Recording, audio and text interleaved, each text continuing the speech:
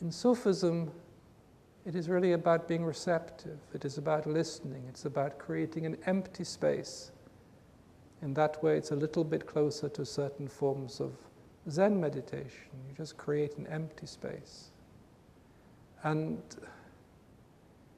its nearest equivalent in the West is probably, as far as I've come across, the meditation practiced by St. Teresa of Avila, which was called at the time the meditation of the quiet, which has to do with divine receptivity. You create a space of being receptive to God, of waiting for God.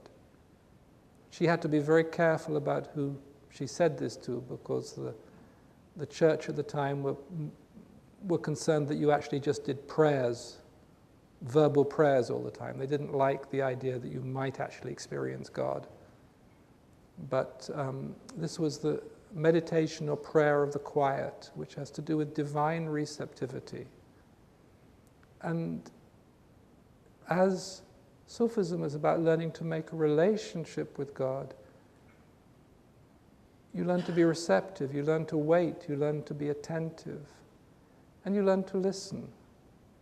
You learn to listen to a very different vibration or a very different language that has to do with the vibration of the soul. It has to do, I say it's feminine. The soul is always feminine before God. It's one of the mystical secrets that a patriarchal culture kind of pushed to one side. But it is about a state of divine receptivity.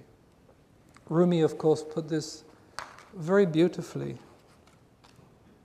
He said, "Make everything in you an ear, each atom of your being, and you will hear at every moment what the source is whispering to you, just to you and for you, without any need for my words or anybody else's. You are, we all are, the beloved of the beloved. And in every moment, in every event of your life, the beloved is whispering to you exactly what you need to hear and know.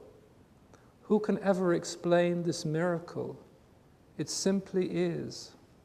Listen, and you will discover it every passing moment. Listen, and your whole life will become a conversation in thought and act between you and him, directly, wordlessly, now and always."